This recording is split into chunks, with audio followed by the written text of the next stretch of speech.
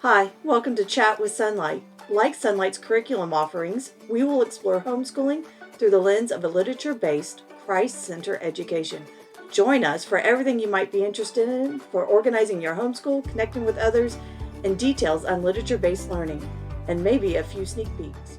Hi, welcome to Chat with Sonlight. Today, I'm here with Deana Wood, and she has written many blogs for us, as you may have read, and you may have seen her in the past on some of our videos. Deana, introduce yourself. Well, it's wonderful to be here. I am a homeschooling mom of, oh my goodness, how long has it been now? 12 years? 12 years. It's been 12 years. Of 4 children. I have 2 boys and 2 girls, and my oldest is a senior this year, and then it goes junior, and then eighth grader and sixth grader. So I'm starting to kind of get to the end of of the line here. It's a really different season of homeschooling for us, but we love it. So I thought at first you were counting how many children you had when you said I'm homeschooling of, and I was like, does she have that many children? No, you and I are the same. 4 and 4, four, 2 and 2. Yeah. Very good. And all mine are done. It is a bittersweet when you see the last one leave, but it is so rewarding to see them done and going forward and functioning in life and whatever they choose to pursue. Today, I thought we might talk about the misnomer of having to have standardized testing or all those things that make you cringe as a child, that I have to have a test. I thought we might just talk through some of that and using Sonlight. Sure. So tell me one thing. Over the years, I have told our audience that I have also worked as an admin of a cover school.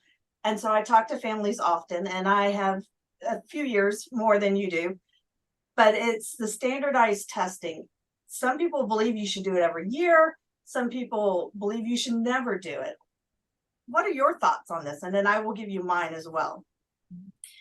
Well, so I have kind of an interesting perspective on this because my husband and I both have backgrounds in public school teaching. So I actually administrated standardized tests for a few years, and I know all about that side of it. And then I've had my own experience with homeschooling. Um, so I think that it is completely up to the family. I think that you have to weigh out the pros and cons, which I think is one thing that we'll kind of talk about in this podcast. And I think you have to decide what's best for your family. I think you should not feel any pressure to have to do it or not have to do it. But like everything in homeschooling, I think it is truly up to you on what you want to do. Unless, of course, you have a law. I know a lot of homeschoolers live in states with laws where you have to do that. But I think it can be a useful tool. And I also think that it can be a tool that can bring you down really fast in your homeschooling journey. I would agree with that. That is, I believe that it's a tool for mom, not to stress your child about. If you have to do it for a state requirement, then by all means, abide by the state requirement and do it, but maybe find one that is not timed versus timed. Find one that you can give orally for your child. Find what best fits your child and fit the requirement that your state requirement gives you, but also look at it. I like to call it mom's report card. I looked at them when I knew that there was something my child was missing that most of the time he got right, maybe sometimes didn't. And I couldn't identify it myself. I used the standardized testing to help identify where maybe there was a hole that I had missed. Absolutely. So most testing, another thing is that moms and dads that are not in the homeschool world, they want to see tests because they want to compare your child to what they know of in the public school system. And I am a firm believer that you can't put these apples against those oranges over there because they're Right. learning in different environments and their content's different. Mhm. How do you feel about comparing and that thought process? So I think that the first thing you have to think about is how standardized tests are used in schools. And in a school setting, typically a teacher has 25 or so kids in a class, and she literally cannot um, figure out what they all know in any given subject at any given time. And so they need testing to show them that in a table or a data set. And so, with that being said, I think that homeschoolers are so different in their interpretation of those results. Public schools are going to look at those standardized tests and they're going to say, okay, clearly we have a deficit in number sense in math, where in that case, they're going to do a lot of training for their teachers to beef up their number sense. And homeschoolers don't necessarily need that. Most homeschoolers are going to use standardized testing to, for one thing, see what one individual child is. Maybe there's a gap there or something. And so I think we have to be really careful that we don't treat it like public school treats it. In public school, you kind of work all year toward that test. And I think in homeschool, it's very much a small piece of the whole education. And I think that's a really important way to look at it as a homeschooler. I think that it is absolutely detrimental to compare your child with anyone else because we all run the race at a different pace. Everybody does. Everybody learns differently. They learn at a different rate. I've had some kids that reading doesn't really click for them until fifth grade. I've had some kids, and I'm speaking in the kids that I've taught, in public school and things like that, and co-op. Some kids are reading at 4 years old. It just is so different. And so you have to look at testing as a piece of that puzzle. When do you think, you talk about testing and you talk about not testing, and obviously we need to talk about how do we know when our children do learn when we're homeschooling them at home. And I know my answer to that would be I have those conversations, and Sonlight's great at giving me the tools to have those discussions and to facilitate the conversations, to know that they have truly comprehended the material we covered. And you do, like with writing, it's the proof is in their practice and what they're doing, that that they've got it. You don't have to test them. Our hardest part always was spelling and math. And math is you have to test, or at least be walking alongside with them, having them. But what are ways we can start teaching or testing that's not a pen and pencil and bubble format for them? Absolutely. So I think that it's important to remember that in public school, they are testing those skills in a large classroom. A homeschool parent is most likely sitting beside their child or in close vicinity, and they know when their child is struggling with something, or they know when they just plain don't get it, because they're doing the grading. They're doing that hands-on work with that child. And so I think that a homeschool parent typically, I like to use the word assesses instead of test, because it kind of has a little bit of a different connotation. But I think a homeschool parent is constantly assessing. I would even say that even if you don't think you're testing, I think you probably are. And so one of the ways that we want to do that is by orally talking to them about the books they read, about the things that they've learned. You can even talk to them about an essay they've written. And you are so right. Sonlight does such a great job at giving those guideline questions in the instructor's guide to help the parent kind of know where to go with it. And believe it or not, you'll get better and better at it as you go. But I think talking about those things together is an important one. I love assessing by projects. I think projects are so fun. we've opened a restaurant before to assess the math skills that we've worked on when we've learned things like money or giving change back. Oh, giving change back was the hardest thing. And we would do restaurants just to kind of break up the monotony of that paperwork. And so that was always a really fun thing because I could sit in the restaurant as a person ordering food, and they would give me my money back, and I would know right away, do they have it or do they not? Can they count that change back to me or not? So it kind of is a real practical way to assess. I also love, Sorry. yes, I yeah, go assume ahead. that you're opening a restaurant is just in play, correct? Oh my goodness, yes. Absolutely not opening a for real restaurant. So sorry. Definitely just in play.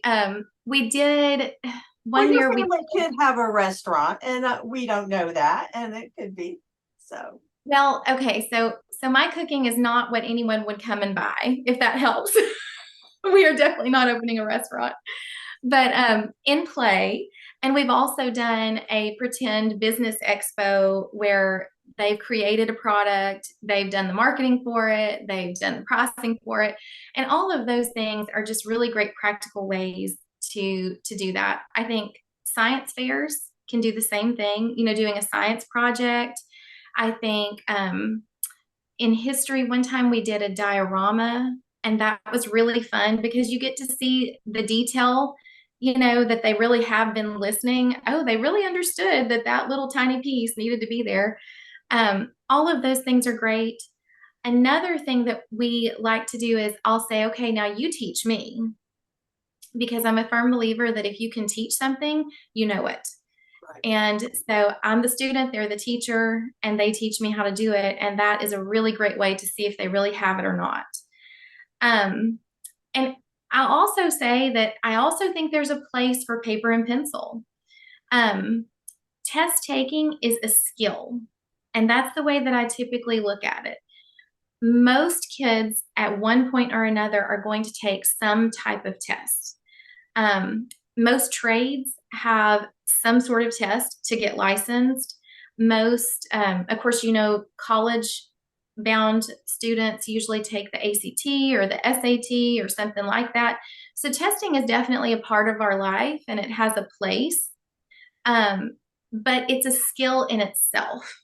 And so it's something that we don't want to, build up all year to say, oh, this test determines, whether you pass or not, or whether you're smart or not. That's absolutely not what we're doing. But it's a skill that they need. So I do some pencil and paper sometimes.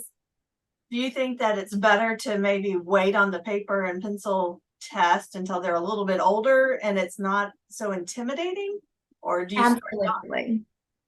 I have always started later. Just because I feel like they have the maturity a little bit later to even just sit there and have the attention span and the patience to do that. And I also think that it's not quite as stressful when they have that maturity behind them, that they can kind of say, okay, this is just, one little element of a whole education. But if you want to start your kids young, I also don't see any problem with that. I think it's fine to do that too. I think that's assessing your child to know if they can Yeah. handle that or not. I have 4 kids, and I can tell you all 4 of them approach tests totally differently. Kiddo number 2, she loved tests because she loved to show she knew it all, and she could write out definitions verbatim from the books. And I had one year she took a test, and I swore she must have cheated, because every definition in the book was written out verbatim, punctuated everything as it was written in the book. And I was like, there is no way you know this definition just like this. And she did.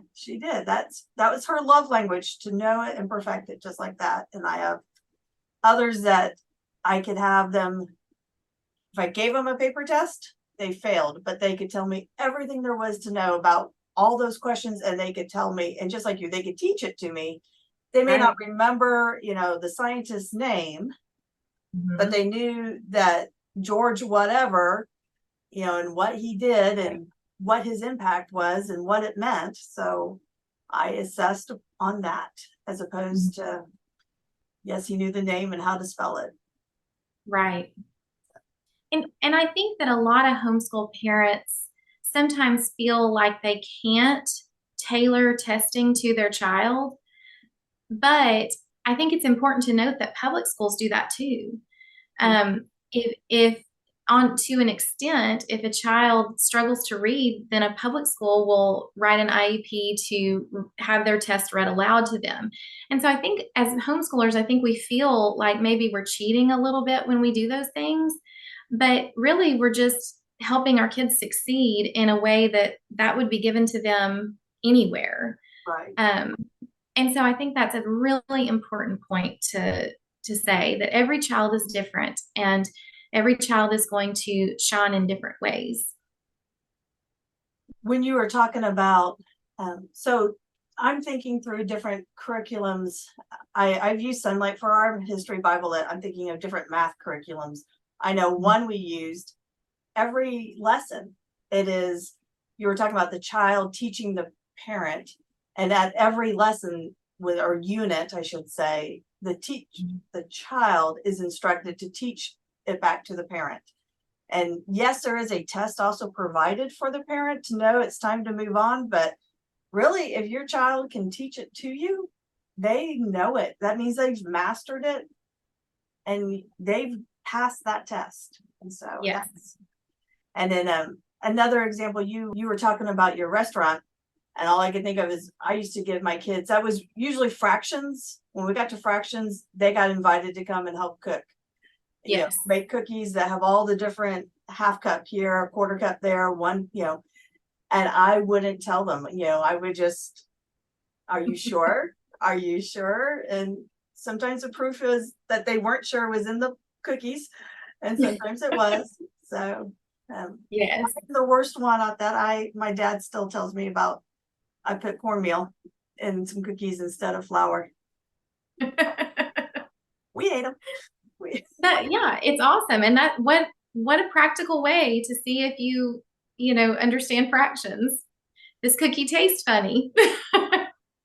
It was a little sloppy. Maybe we didn't get our fraction right. Yeah. Yes. So, we see families that go from one curriculum to another because they feel like their curriculum is not living up to what their child needs to do. So let's say they don't feel the language arts is rich enough or full enough. And we hear that a lot with Sonlight, like your language arts in the younger grades are not enough for my child. We need to do more workbook stuff. What do you encourage people to jump into another curriculum, or should you trust the process? And what are your thoughts on that?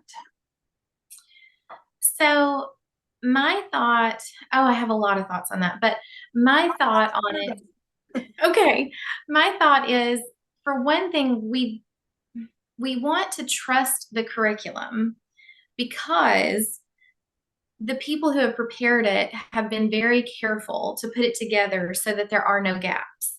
One of the things that you risk when you curriculum jump is that you might have a gap in math or a gap in language that the curriculum just didn't line up correctly to teach it.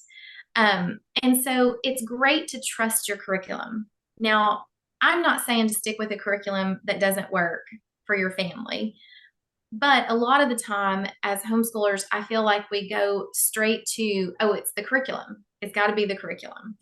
And sometimes it may just be that you need to slow down.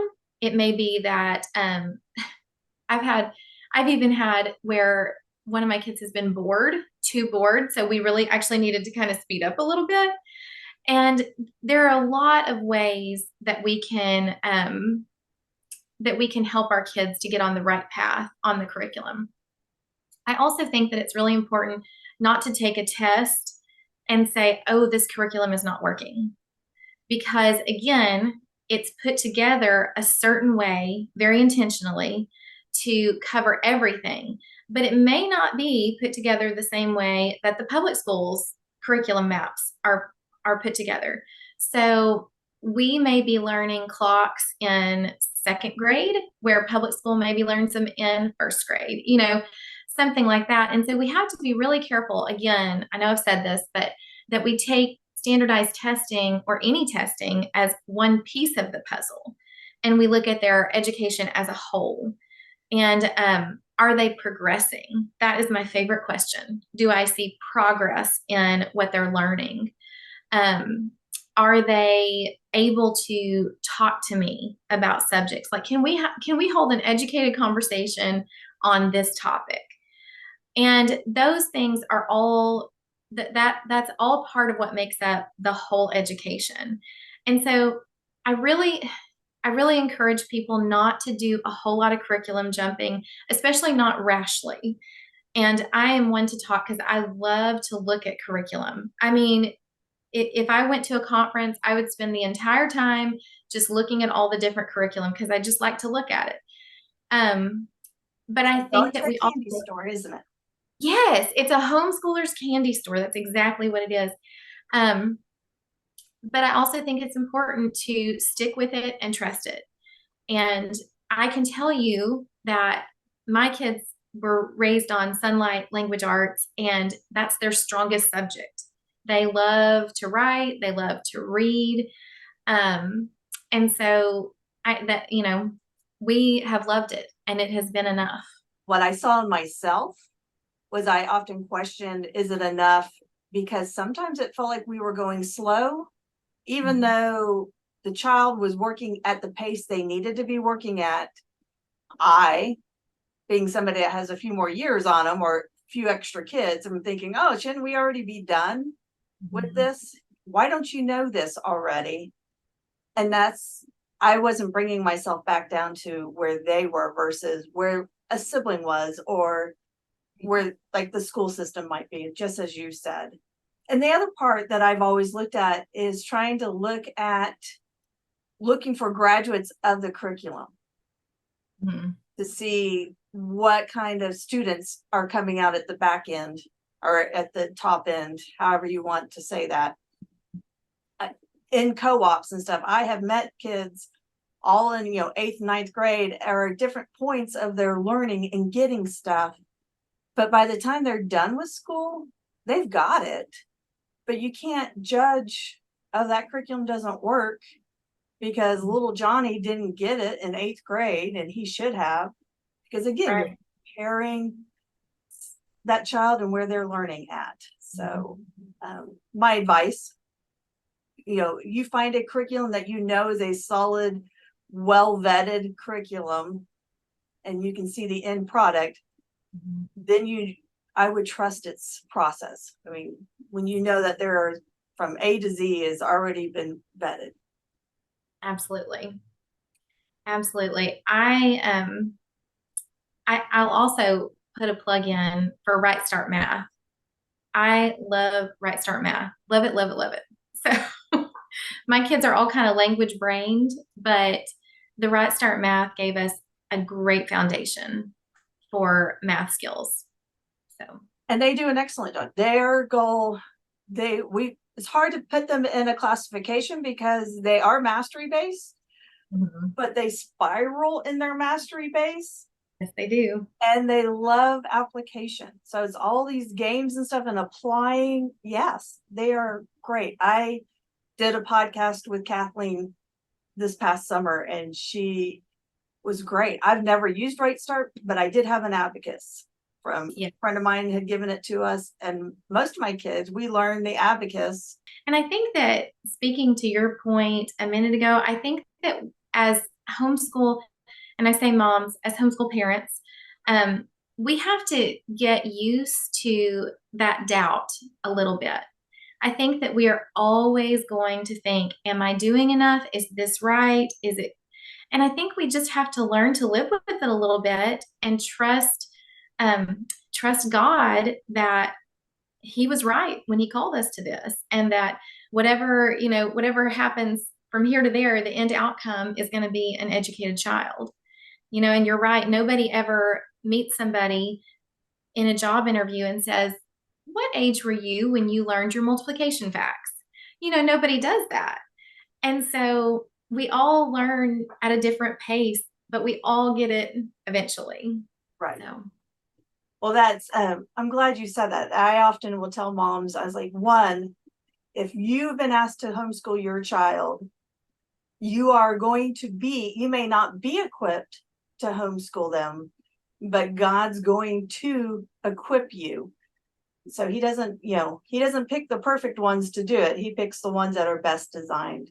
And no one can love your child better than you can, other than God. And that the fact that you have doubt in your head, I think, is a good thing. Doubting your every decision you make with your kid, I think, gives you that confidence. I've thought it through. I've looked at both sides of this and I'm going forward. It's the moms and dads and parents, grandparents, when you think you know it all, is usually when life will come up and bite you and something happens and you're not prepared. So I like having a little bit of doubt in my life was I raising my kids. And I can tell you, going into the last one, number 4, his senior year graduating, I'm like, oh, did I do enough? Is he going to be fine? And he's great. He's fine. He's not sitting in his room, cuddled in the corner, wishing he knew how to read or anything like that. He is going forward in life. Mm-hmm. Yes. I think that's a great thing. And I do always try to tell homeschool parents that when they talk to me, that get ready for a lot of uncertainty and a lot of asking yourself, am I doing it right? But like you said, I mean, you wonder that because you want to do a good job. You're invested in it. It's not just a job where you're putting your time in and then you clock out. You want success in it. Right. Another thought on that, we invest in our kids. And one of the things I've always told my kids is like, when you go out in public, you represent the homeschool world. You represent our family. And that's how I was raised. Now, my dad was military and he was an officer. So often I was told, your dad's an officer, they're watching you. But it's true. Mm-hmm. I mean, and I don't know how many times I've seen it again. I'm like, oh, well, that's Mrs. So-and-so's kid. They know better. Mm-hmm. And so my kids all know you need to be you. And by all means, if you don't agree with something, feel free to vocalize it. But when you know the rules, you obey the rules. I don't want to see you speeding down the street. I don't want to see you running through the church aisles. Right. Yeah.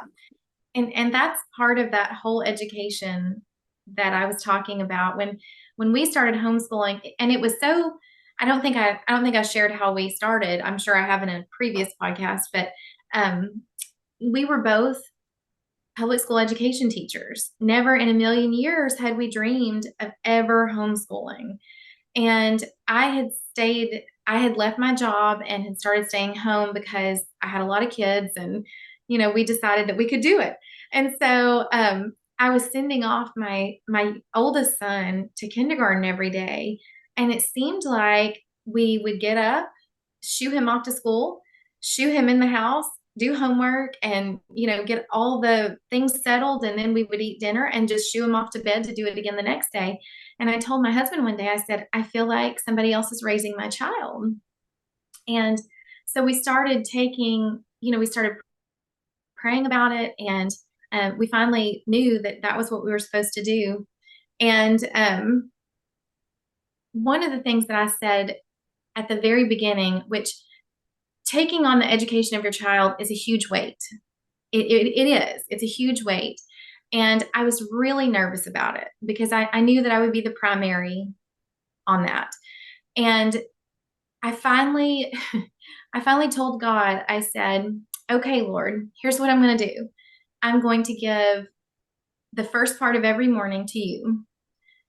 If they can come out and know you and love you, then I will say that I have done my job. and you'd have to take care of the rest. And he's taken care of all of it. They all are so much more than just an education. I mean, the verse in the Bible that talks about bringing honor to your parents, I tell them often, I say, I understand this verse because you guys bring us honor often. You know, people tell us that, and it's so good for us. And to me, that's a huge part of that whole education. You know, why would I spend so much time comparing that one piece of paper to everybody else in the world when I have all this other that's telling me that I'm doing right? And I think that that's what us homeschool parents have to really focus on is, what is your goal in education? And do we need to listen to God, or do we need to listen to this one piece of paper? Correct. Absolutely. Thank you. I want to say amen, hallelujah, and keep on preaching. Because you're right. You're raising God-fearing individuals, and we hope that they make that decision in life to follow him wholeheartedly and go forward. But it takes somebody teaching it to them, practicing it to them, and just being a life example to them to raise them up. And their education is so much more than what score they got on math. And if they can punctuate, you know, a period, exclamation, or a question mark at the end of a sentence, you know, and today's day and age, they don't even have to do that. Nobody punctuates half the time. It drives me a little batty, but a little bit. If you had a mom that was questioning, and I didn't tell you I would ask you anything like this beforehand, if you had a mom that you met that's questioning if they could do it, like they feel like they're going to pull their kids out of school, and is it going to work for them? Is it going to be worth it to them? What would you tell that mom? First, I would assure her that we have all been there. There's not a single homeschool parent that I know of who hasn't been scared to death to start that homeschooling journey. I would tell them that in my 12 years of homeschooling, I would tell them that I have zero regrets. We have invested in our kids financially in a big way. We all know that homeschooling is not free. You know, it's a financial investment. We have invested time into our kids, and I have put aside a career for this purpose. And I was telling my kids the other day, I said, I can literally say that in the last 12 years, I have zero regrets of how we've done things. And to be able to say that is such a gift. And I think that that's one thing that I would say. I think I would also say that at the same time, it may not be for everybody. At the same time, you have to decide what's right for your family. But I love homeschooling. I love everything about it. And I hope that I'm a huge advocate for it. My kids love it. And it has become this family lifestyle where, you know, education is all the time. There's not necessarily a let's start school. It's just a lifestyle. And so I love homeschooling. And I would tell any parent, I would say, if you feel God calling you to do this, go for it. And I think that something else that I tell people a lot is, if it doesn't work, so what? You know, change it. Right. I think a lot of people are really scared to jump off into that because they feel like it's a permanent thing, you know, and I just always say, you know what, you don't know till you try. So if you feel like you should try it, give it a try. And most of the people that I know have stuck with it because it is just it's a great thing. And I've said it before. My husband told me we would homeschool, and I said no. but I gave them 1 year at a time until about 4 years in. And then I was like, there's no way I'm taking them back. No way that they would ever go into the school. And my kids never did public school, private school. They were always homeschooled. Yes. That's exactly what we did. We said, we'll take it a year at a time. And then somewhere along there, we were just like, it's over. We're run to homeschooling. Something drastic will have to happen if my kids are going to have to go back or go into the schools. Yes. Mm-hmm. And I always kept my eyes open. I mean, my husband and I discussed that many times. If something happened and they had to go into school, are they going to go this private school or this public school? Or is this one going to be okay? How would we go about that? Was actually a game plan we did discuss every year. Never had to happen. They all graduated and I'm done, but it was a discussion that we had often. So, yeah. And those are good, important discussions.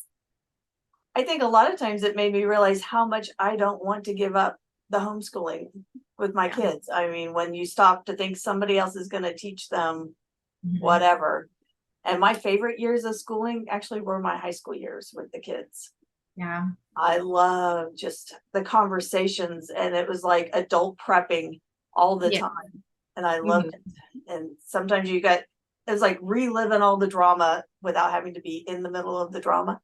So it's funny how different the stages are. I'm more of a elementary year person as far as the teaching goes, but I'm loving, like you said, the conversation of the older years. It's just great. Yeah. And I had one just the other day. My son was like, so exactly, he was asking about taxes and salaries and raises because he's working full time for the first time and he's coming up on his 1 year. And he's like, I'm like, you're not guaranteed, but what is the cost of living? And those are just life conversations. And at the same time, it's an economics lesson, but he's already graduated. So yeah. But that's what you hope to create is a lifelong learner. You want somebody who will continue to learn long after you've, done your part. Our due diligence of academics. And I tell moms all the time when I talk to them that are not homeschooling their kids, and they're like, oh, I never could homeschool my kids. And I'm like, did you teach them to brush their teeth? Did you teach them to, hang their clothes up, put the laundry away? You're homeschooling. You just haven't added academics. Right. And so I think all parents in a way are homeschoolers. We just have added the academic side into it. But yes, it could be a little stressful. I understand that. But it's all good. But everything can. Right. Everything can be stressful from time to time. Driving down the street can be stressful. Absolutely. Well, Deana, I thank you for today. I thank you for our conversation. I am already trying to think of other topics that you and I can have on our podcast. I think that we should have you more often. So this has been fun. I would love to. Thanks for having me.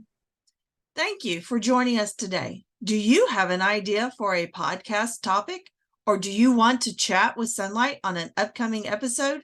Email us at connections@sonlight.com.